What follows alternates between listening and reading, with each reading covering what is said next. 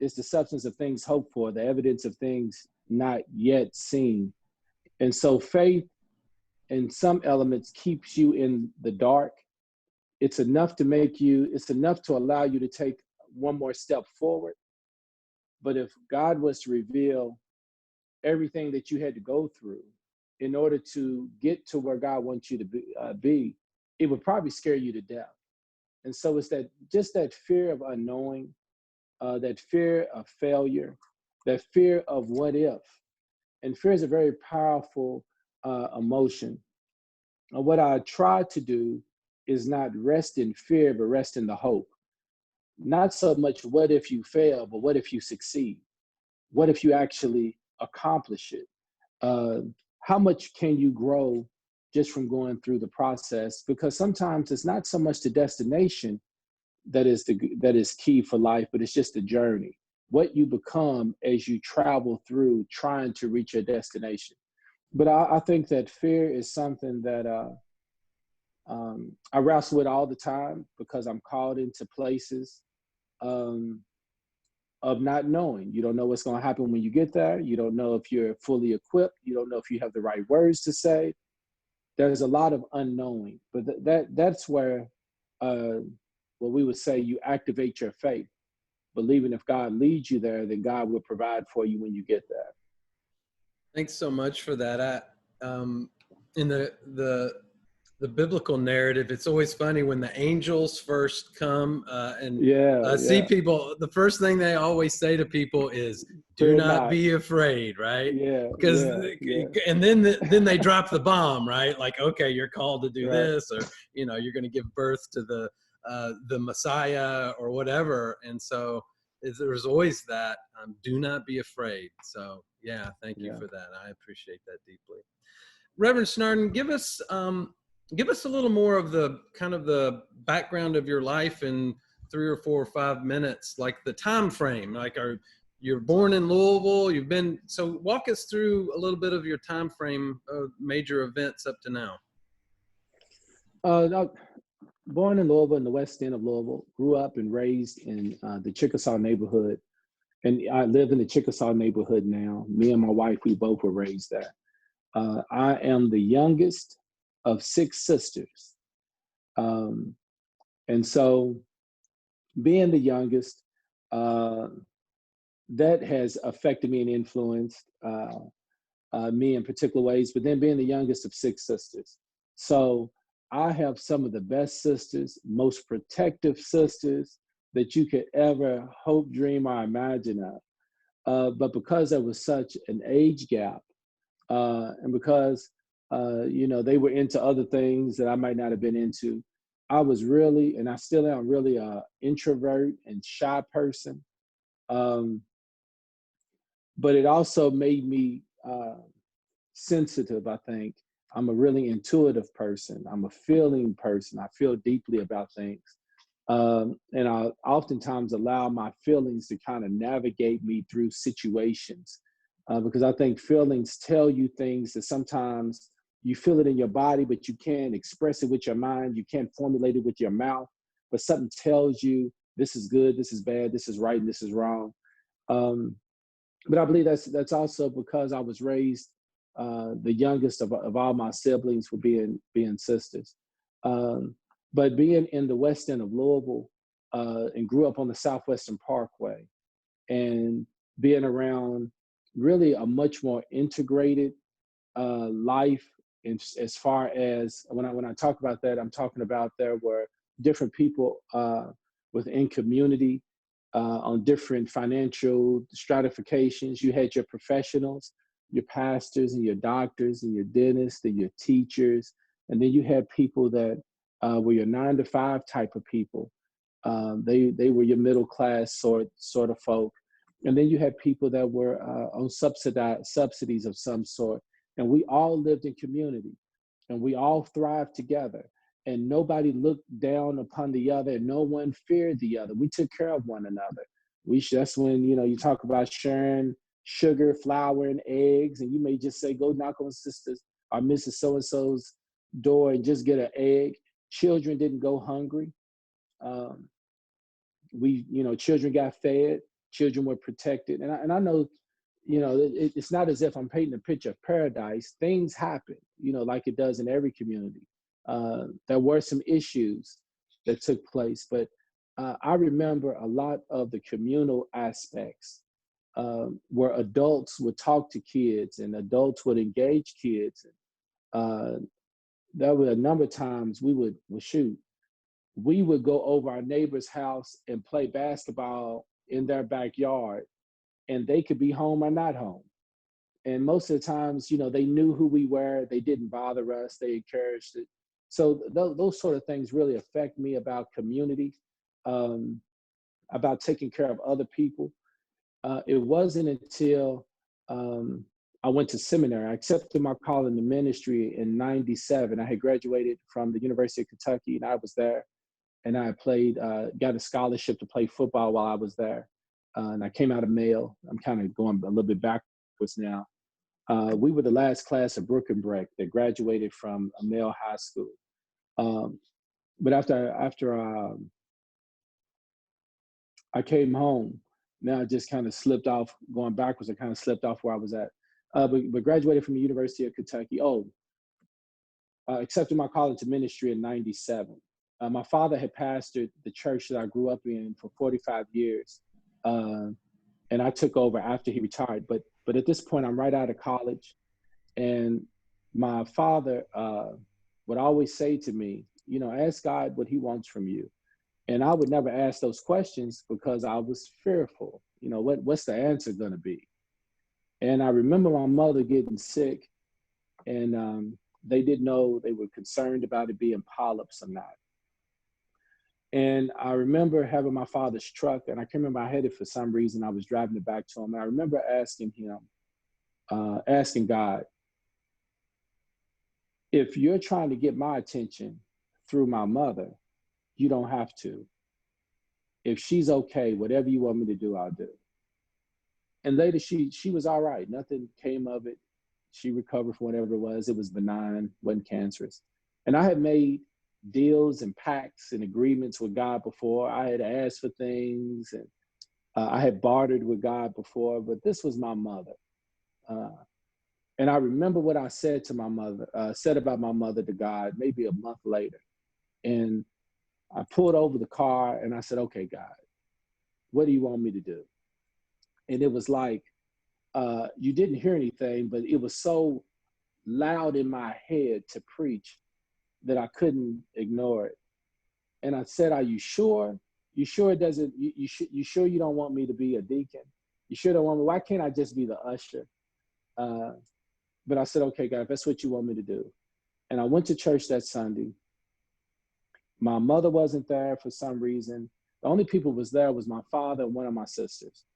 And I said, well, I'm going to wait for everybody to be here. I'm going to wait for my family to be here. And I remember the invitation was given to receive Jesus Christ as Lord and Savior, but it's also a time where people can give testimony and have other requests. And I remember sitting there, and it was like something just lifted me up out of my seat. It wasn't forceful, but before I knew it, I was standing up. And I kind of looked around and I said, well, I guess you mean right now. And I went down and I told my father that I believe God is calling me into the preaching ministry. And he said, I know he is. And that started me on a completely different trajectory when I first said yes to God in that fashion. How old were you then, David? I think I was 24, 25, maybe. Mm-hmm. It was in 97, High Road, born in 73, accepted call in 97. You do the math. Yeah. And then you went to seminary after that? It took me some time to get to seminary. I didn't go to seminary till 2008.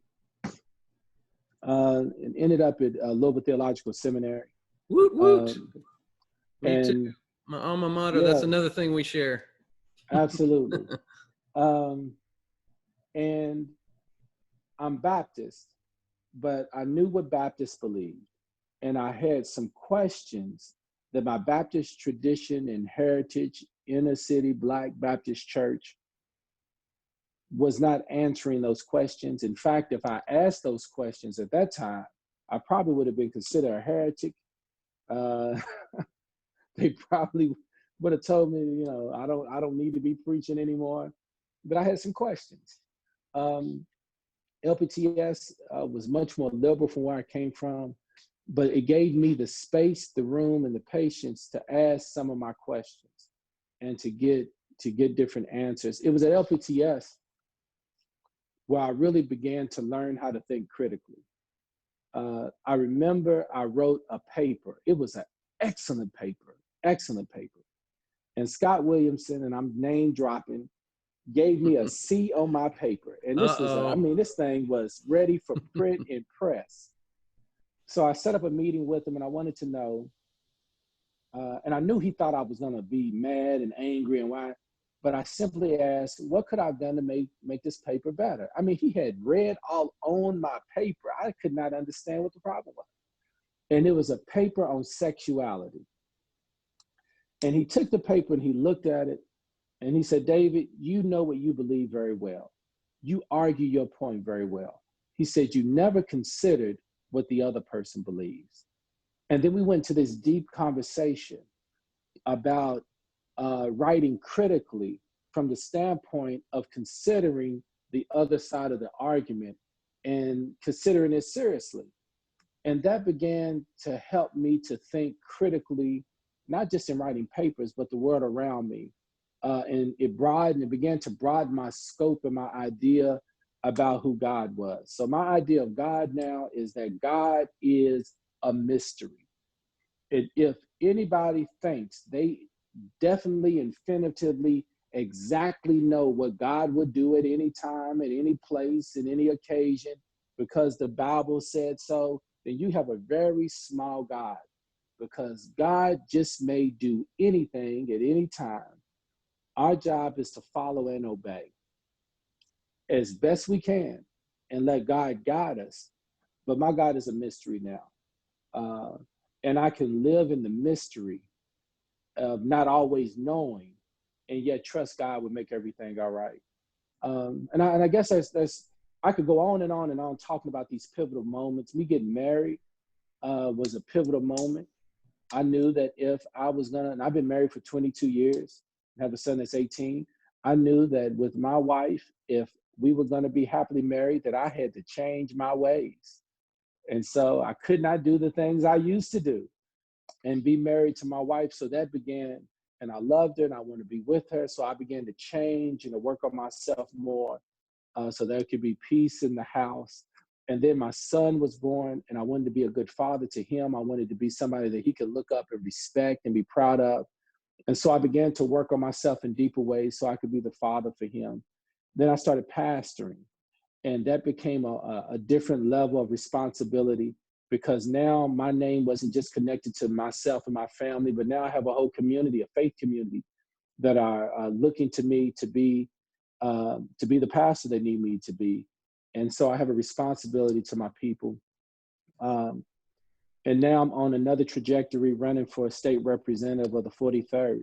And that's going to come with some different levels of responsibility. But I believe that each time God prepares us for greater things, and God works on the character. Well, I speak for myself.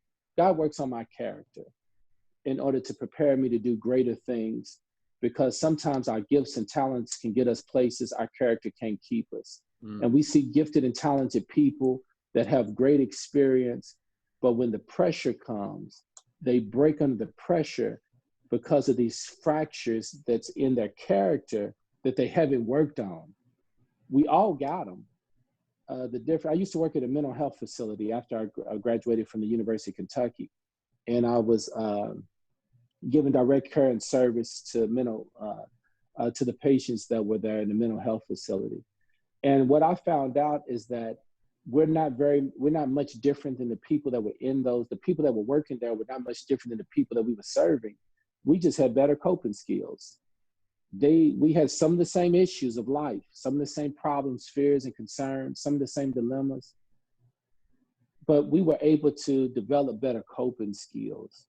And it's being able to develop those skills that really might have kept me out of the situation that they were in. Yeah. So those are just some of the things that really laid an impact on me in my life. Yeah, thank you.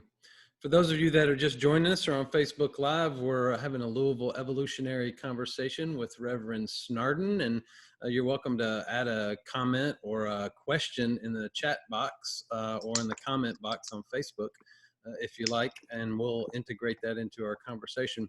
Reverend Snardon, one of the things that we're often finding in these evolutionary conversations is that some of the most difficult times in people's lives have been those experiences that have most shaped them and transformed them or cultivated them into the person that they are. You have a story or an example of one of those difficult times for you and how that's changed the trajectory of your life or shaped you as a person? You know, I have several of them. I'll share two if I have time to share two. Please, yes. One is when my son was born, and around the age of 2, we noticed these, they call it petechia on the skin, the little red dots. It's where the skin is breaking and not repairing itself. And we took him in, we thought it was a rash. And we found out after a lot of diagnosis, they didn't really know what was wrong, that he had a blood disorder, autoimmune disorder called ITP. Those are the initials. And the word is so long, I can only give you the initials. But it works, it behaves as if you're a hemophiliac, where you're a free bleeder. And he could just barely get brushed up against and form a bruise. And sometimes he would wake up and the whites of his eyes would be bloodshot. And the danger is that if he hit his head, he could have eternal bleed. He could bleed out. His platelets were dropping at a very low rate, and your platelets help to heal your body. We dealt with that for maybe 2 years, going in and out of the hospital. And we talked about 3-4 days at a time. We found a specialist in Cincinnati. And we would go to stay in the Ronald McDonald House. We were very fortunate that my wife was working somewhere that she had excellent health care.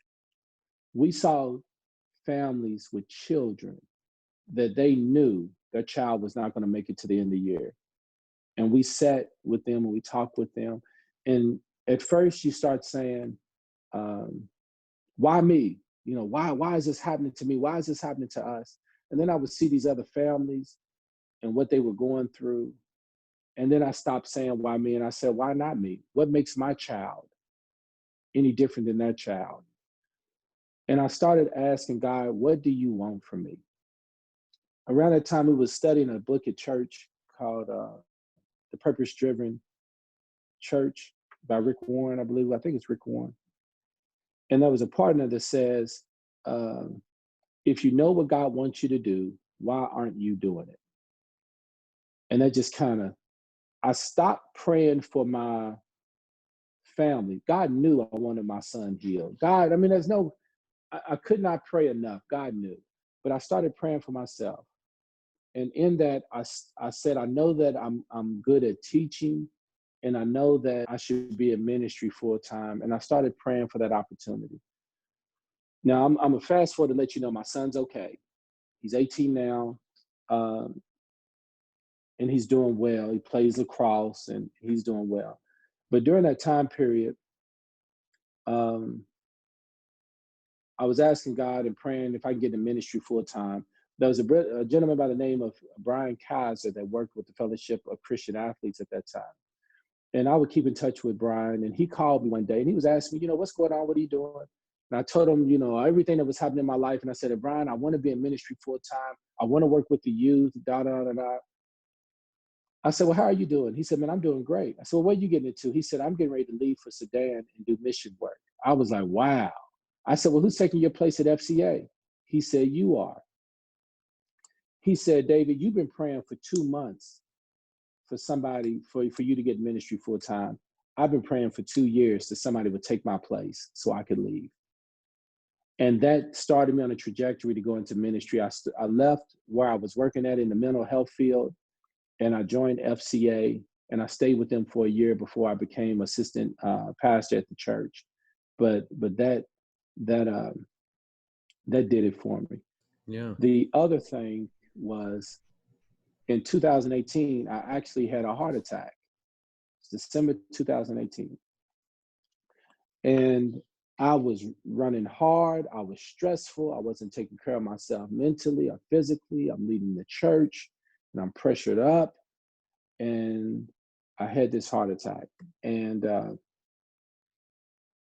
after that recovery and taking better care of myself, I had gone through a depression and didn't know what it was, and sought some counseling and found out that it's normal for anyone to go through something like that, to have this type of depression. But it forced me to begin to face things that I wouldn't face. It forced me to choose life, not just in a passive way, but in an aggressive way. I needed to work on myself deeper than I had before. That was difficult. It was so difficult. And I'm still learning things about myself from that process. But I believe it was that challenge of recovery from that heart attack that put me on this trajectory to run for state representative. It focused me about what I was called to do. It made me step out on faith and listen to God in a deeper way. And it put me on a trajectory to do something I said I would never do. But it allows me the opportunity to serve more people at a greater level. Yeah, thank you. That's beautiful. I love these stories about how the grace of God or life or spirit gets us back on a track. It may not, I wish we could do it just by always listening, right? Like, but right. But we don't. Whisper right? To me. I want to talk about, so there's so much going on in our community right now. And talk some about, what's been your experience about racial injustice, the inequities coming, serving in neighborhoods that have been marginalized and unfunded, and talk some about your own story of that, your experience of that, but also what do you think what's happening right now? Seems like we're waking up to things that have always been present. Where are you with all of that? I had a professor, Louis Brogdon. He wrote a book on nihilism, just complete and utter hopelessness in the Black community. And I think the central theme of why it's present is because not that we didn't know about this. Everything that we're talking about when it comes to race relations is not a secret. We know those that read, pay attention, and write, we know these things, that there is gaps in learning, in our healthcare, food deserts, the judicial system, that someone is benefiting off of the pain and poverty of other people, red light. This is nothing new. But now we're willing to face it and call it out. And people have hit a point. You can push somebody so far in the corner where they say, what do I have to lose? And with the climate of our country, with the rhetoric coming out of Washington, D.C., with social media and people filming the atrocities in the middle, during the civil rights movement, what made it so powerful was media was capturing what was taking place at the rallies and at the protests and at the marches by the hands of police and other white citizens. And it woke the consciousness of a country, and it alarmed the consciousness of a country to say, we don't want to we don't want to be known like that. And that's much different than we don't want to be like that. Because we've always known it's been this way, but it just never came out to the sun, to the day of light, where we had to face it. We were able to hide it. We were able to keep it in polite tones, but now it's out in our faces. There will not be peace until there's justice. We have hit a wall that we know too much not to do something about what we know. From the judicial system, from healthcare. I'll tell you another thing, with the coronavirus and all the money that the government has put into bailing people out, you cannot tell us there's not money for Black reparations. You can't tell us that. There's nothing, there's no justification for not doing right when we know the harm that has been done. And so we're at a pivotal point in our history, and there's some people that are fighting tooth and nail to pull us on the right side of history, and there's some people fighting tooth and nail to maintain a status quo that's not just killing Black and poor people, but it's killing the country. Yeah. Reverend Snardon, the Black church has historically been such a driver and presence in racial justice and racial equality. What's your feeling of the Black church specifically, and what its role is right now? But also the second part of that question is, what's the role of white communities? What would you want, how to help focus white communities in joining in that work? So I guess that's two questions. What's the role and presence of the Black church right now? And then also, what would you invite white communities to be engaged in? And so I'm going to answer this in a number of ways. You look at it historically, even through the civil rights movement, there is this idea that the Black church led the charge. And the truth of the matter is, there was a minority group of Black churches that was civically and justicely involved.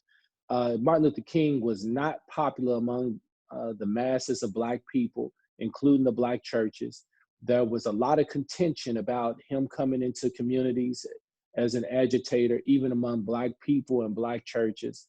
But you always had the minority. There were some that were willing to stand up, some that was willing to speak out, and some that was willing to fight. But what I believe we had more was people, Christian and non-Christian, that was fighting through what I would consider a Christian ethic that was propped up by ethos of justice. But they were very much, and I say non-Christian because I've run into some people that don't claim Christ as I claim, but man, they sure do act like they're Christians, about how they take care of people. So we talked about when I was a child and how I saw us taking care of people in community. That was part of my Christian ethic and upbringing, that we took care of one another, that we were not fearful of each other, that when we saw somebody in need, we helped that one in need. We did not ostracize them. And so when I see people out in the streets helping one another, taking care of each other, not fearful of one another, that takes me back to how I was raised. That takes me back to the origins of what it means to be Christians. It is the people that have the power, and not pastors with a Messiah complex that think we have to lead everything. We need to see what God is doing in the world and then join God in that activity instead of trying to lead people where we want them to go. And that takes a level of discernment, and that takes a particular theological outlook in order to say, I am a servant and an instrument of God that is trying to fit in wherever God needs me to fit in, but I don't necessarily have to take the reins and lead it. If we would listen to the voice of God, God has a place for all of us to seek out justice for our fellow human being. And we cannot be at peace knowing that our brothers and sisters are being harmed. When it comes to the white church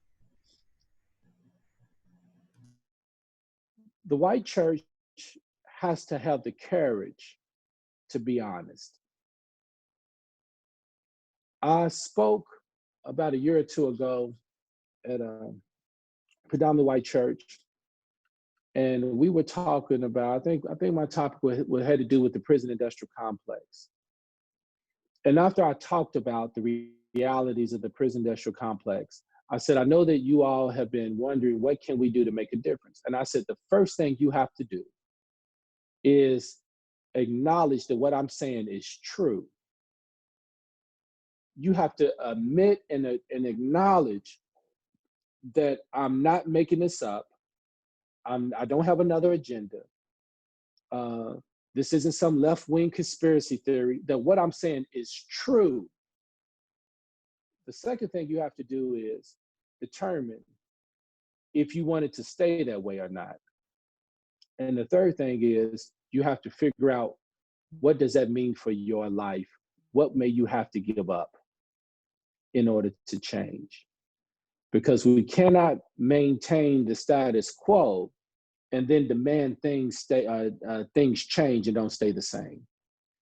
And so the white church has to get into its own conversation of places of safety and be honest about the conversations around the table with brothers and sisters, mothers and fathers, aunties and uncles that are in positions of power, bankers, police officers, presidents of institutions, chair people that make decisions.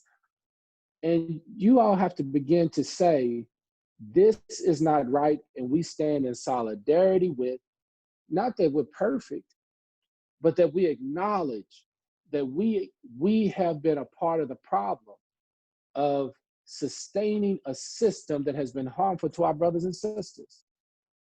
How can we talk about the same liberating, salvific God if we then treat each other as if we're less than humans? And that's a hard conversation to have. Yeah. But until we can confess the truth, we can't even talk about solutions. The truth has to be confessed. And that's a good starting point. Yeah, and our scriptures tell us the truth will set us free. But they gotta have truth. I tell you, so when a simple truth comes out, if someone speaks a simple truth about the atrocities of what has happened with police brutality, and the FOP vehemently pushes back against that,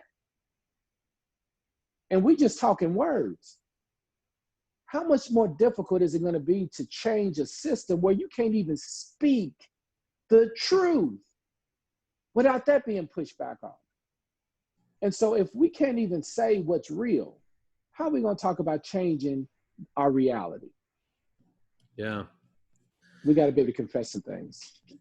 Thank you so much for your articulation of both of those. I was reminded of and I think I learned this at Presbyterian Seminary, or it's at least when I remember learning it, the idea that God is in the world, and when the church is in the world, God is in the church. When the church is not in the world, God is still in the world. And I think that's just a real challenge for the church to not be this enclave of spirituality, but that the fulfillment of our spirituality is the engagement in the world.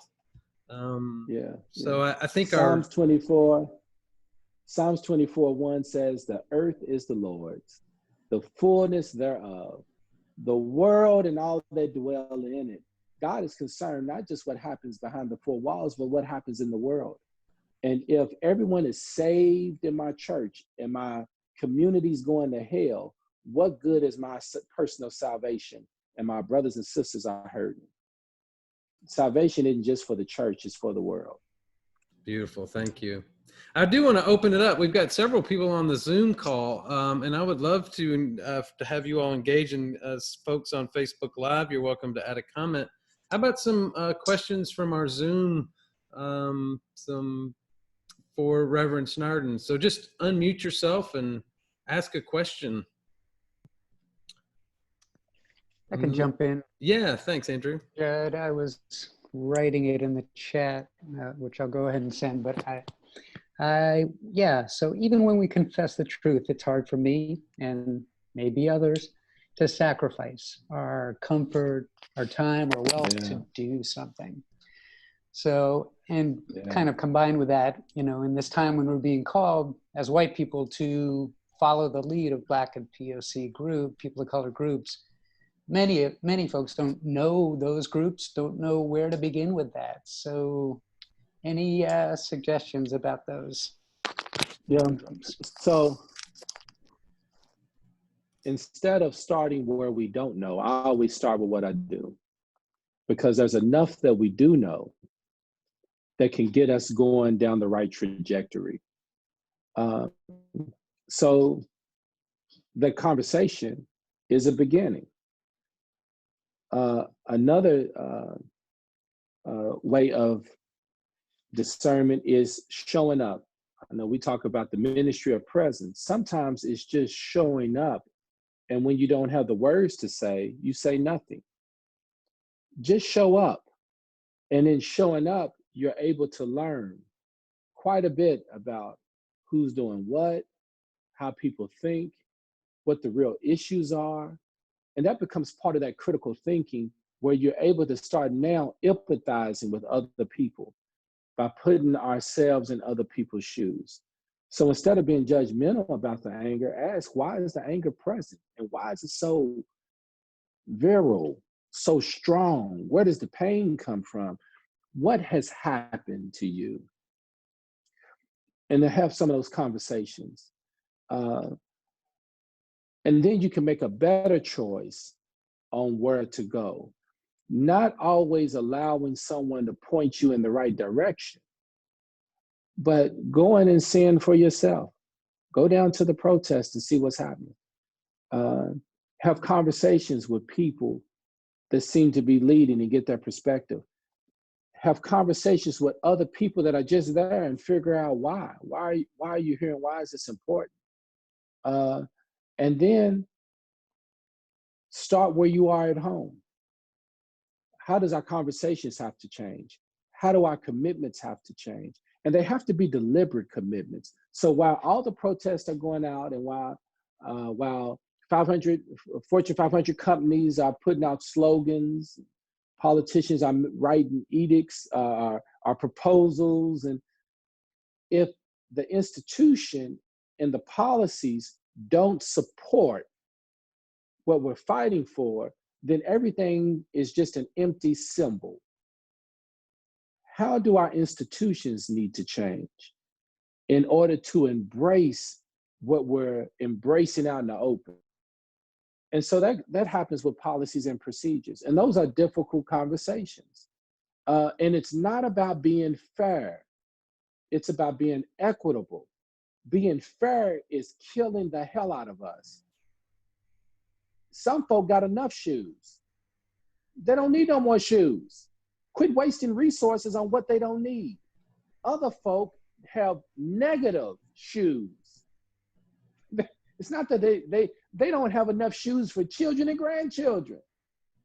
Give them an abundance. It's not just about let's be fair to everybody. Everybody hasn't had policies that specifically targeted them. So then everybody doesn't need policies that specifically lift them up. They've already been lifted up. This is about being equitable. And that has to be a very honest conversation. And then to peel over what absolutely needs to change.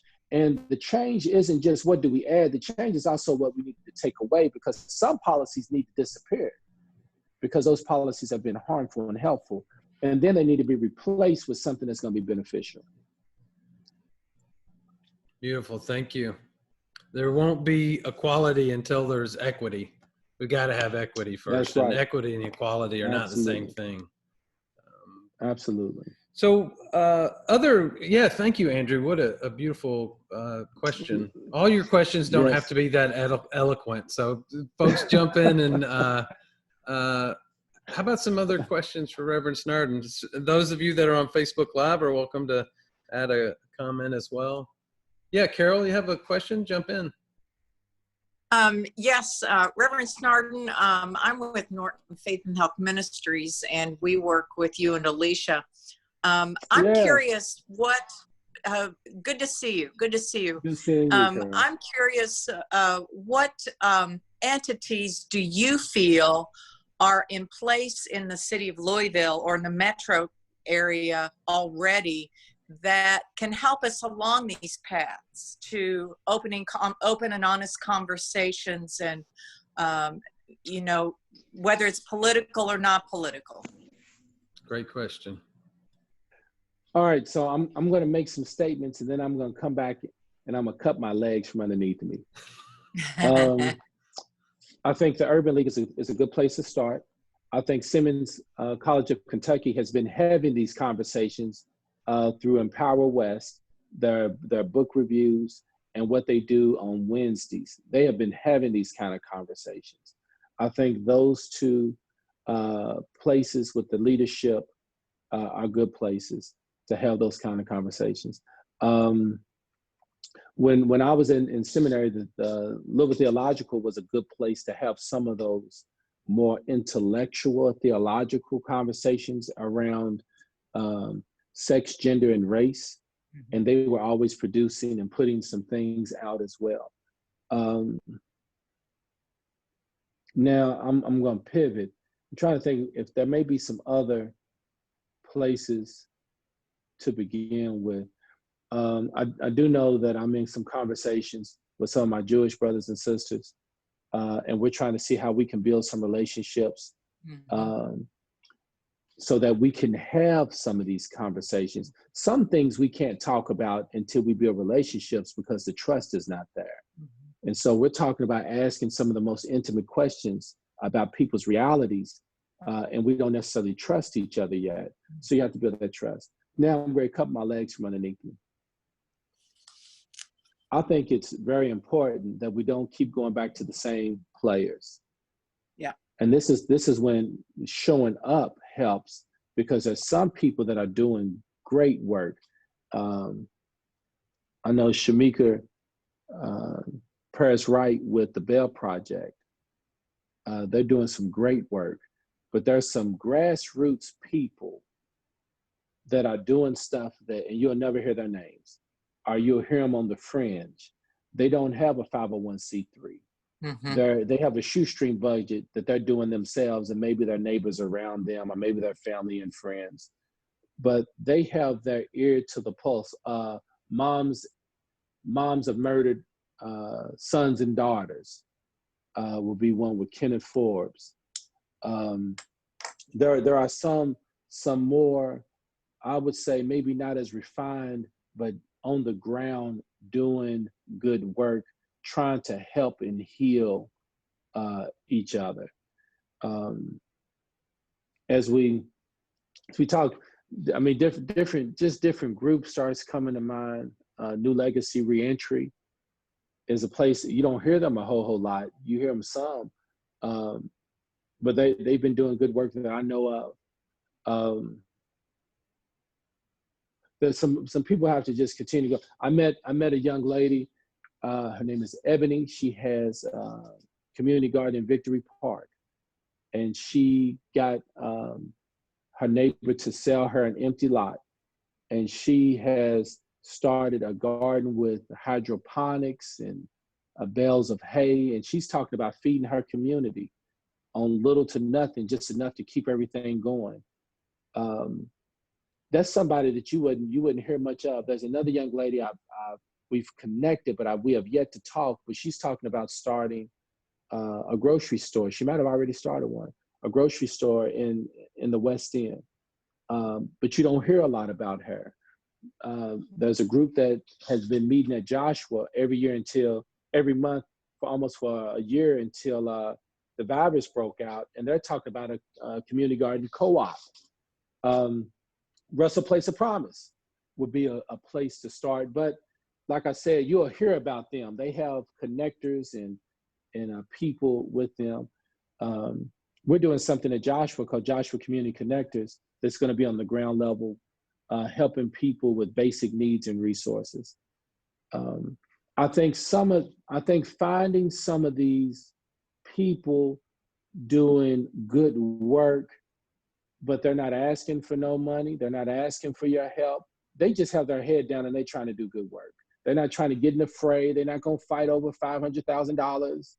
You know, they're not going to be in the spotlight. They're not going to put out an op-ed piece, but they're actually doing good work. Those are the people that I think if you really want to get another layer of the truth that you won't hear maybe in some refined areas, that's who you want to start seeking out. Thank you, Who's David. that? Louisville Community Groceries? Okay. Yeah. Yeah. I'm sorry, I was reading something. Yeah, Andrew was talking about the naming. Yeah, that's Louisville Community Grocery. And I believe they did some launching this weekend with building their space. Okay. Yeah. So there's some good stuff. I want to connect with them because I'm really concerned about food security. When we saw the potential that possibly maybe sort of Kroger didn't have to come back online after it had gotten broken into, that really should have put an alarm up for us that we need some food security in our communities and some other approaches just in case Kroger decides to do something different. And that's really their prerogative. Yeah. Thank you. Robin, I saw that you unmuted yourself. Do you have a question? We got time for one more before we wrap up. I'm trying to figure out exactly. I don't have like a specific question. Let me think. Okay. I do work in mental health, and I'm a peer specialist. I have lived experience with mental health myself, and I also am Jewish. So I was thinking about it from the mental health angle that he mentioned that, and the interfaith Christian Jewish angle. That was interesting, but I don't know if I have a specific question at the moment. Just like how I also have a page. I was thinking about the micro people not micro people, but the people that were involved at a lower level, not lower level, but you know what I mean, like behind the scenes kind of thing. Well, I have a web page on Facebook called Hands Healing Humanity, and I did organize one protest in the Highlands during this, during the Black Lives Matter, during all these protests. So anyway, I guess I just want to know, like, how could I get involved better, or how could I help my organization that I work for as a mental health organization? I don't know if I should say it. How should I help them get involved better, or how could I get involved better as an individual? Yeah. I don't know. Thank you, brother. If you're interested in the mental health aspect, I know that a gentleman by the name of Damon Cobble has started Minority Mental Health that is starting a pilot project within 5 churches, Black churches, in order to address mental health for Black people in a contextual sense. I'll drop some other names if you don't know: Cassandra and Callan Gray. Callan's also an administrator at Louisville Theological Seminary, but they have a counseling center called Creative Spirits. They're African Americans as well. My goodness, I'm greedy. There's another, LaShonda Fletcher. She comes out of Louisville Theological Seminary. And I bring up Louisville Theological Seminary because they do have a family, what is it? Marriage and family therapy program. Thank you. Yeah. They have a marriage and family therapy program that is excellent, that does counseling, but these are African-American clinicians, and there is a context, a cultural context that needs to be under consideration when you're dealing with different peoples, and specifically African-American. And so I just throw them out there because they may be some good places in order to begin to think in different contexts about the Black community and mental health and what's needed. Thanks. Appreciate that answer. Terry, how about one more question for Reverend Snardon? Yes, comment? Reverend Snardon. Hello, thank you for being here today. You mentioned earlier connecting with mystery, or the respect of the mystery, and listening for what God wants us to do and to step into. And so I'm wondering, in your own personal life or in your community, what sort of tools or approaches you're taking to help people step into that space of listening for spirit and direction. Thanks. Wow, isn't that the $1 million pastoral question? One of the things that I work, and you might have picked up on this theme, I work on myself more than I work on anybody else, because it allows me to have deeper empathy when I know myself better.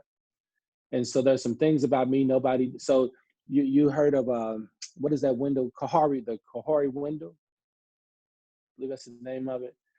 And it has those 4 quadrants of what you know that nobody else knows, what other people know about you that you don't know about yourself, what you know and somebody else knows, and then there's this part where you don't know but only God knows and nobody else knows. That's the mystery of the deep. I think when we work on ourselves, we can gain some empathy. And so I do a lot of self-evaluation and self-assessment so that I can continue to grow. And then I try to model grace. One of the things that I realized as a pastor, that if I can't model Christian agape love, then what models on earth do people have? We have scripture, but we need to see, what does that look like? What does it practically look like or mean to say, turn the other cheek? What is that really? Does that mean you just let somebody smack you in the face and you give? Is that really what it means? But what does, so being able to do self-evaluation, to gain empathy, and then to model the Christian life, because people don't care how much you know until they know how much you care. And if you can't model for people what it means to be Christian and be able to model the words that are coming out of your mouth, people won't listen anyway. I have a more relational evangelism than I do a verbal evangelism. I don't even tell people when I introduce myself that I'm Reverend David Snardon. I tell them I'm David Snardon, and I may tell them I'm pastor, and I may not. It's more important how I live than what I call myself. And my church taught me that, because when I first started pastoring, they knew me as Little David. I grew up in this church, and they knew me as Brother David. But then to start calling me pastor was a difficult transition, because they knew me as, this is my son. I'm the son, one of the sons of the church. And I said, am I going to fight over them, giving me my due respect? I don't care what you call me. I care how you treat me. I care how you love me. And so I really try to work on myself to learn a deeper empathy, so that I can give more grace and mercy, so that when I need grace and mercy, it can be returned back to me as well. Now that's what I do in the personal sense. The other thing I do is, when I am preparing sermons to preach, the first person I'm preaching to is myself. And those sorts of things keep me humble, because though I say that this is the word of God, the word of God is not just for the other person. The word of God is first for me. And there are times where I preach things that I got issues with. I can't live into this yet. I need to grow into this. And I'm convicted as I preach it. And those sorts of things continually humble me. I think it's really important to stay humble no matter how big you get or how far up you get. Because at the end of the day, we're nothing but flesh and bones. And we're all been made by one creator. So I don't know how helpful that has been, but that's what I try to do. That was beautiful and helpful. Thank you so much. Thank you, Terry. David, I want to thank you so much for being on today. And you just have a beautiful pastoral heart. And I know that's been shaped by your years of being at Joshua Tabernacle. But you're kind of like Luther, right? Your parish is the city. And so I'm That's really, right. yeah, That's right. I'm really excited about you taking this pastoral heart that you have and being able to express that as a leader in our city in different ways. So thanks for being with us today. You truly are one of our Thank you for the Louisville invitation. Evolutionaries, and I look forward to watching how things unfold, and know that our community is behind you and supportive of you as you lead the way for us. So thanks for being on today. Thank you. Thank you all very much. And I do want to thank those that are on Facebook and those that are on Zoom. Appreciate your calls and questions. Today at 3 o'clock, we have our 3 o'clock boardroom Buddhas, and we're specifically looking at how we deal with unconscious bias. So join us back here at 3 o'clock and for another really important conversation and topic. Reverend Snardon, thanks. Rest of you all, peace. May you have a blessed and peace day. Thank you. Blessings. Be blessed. Thank you. Thank you.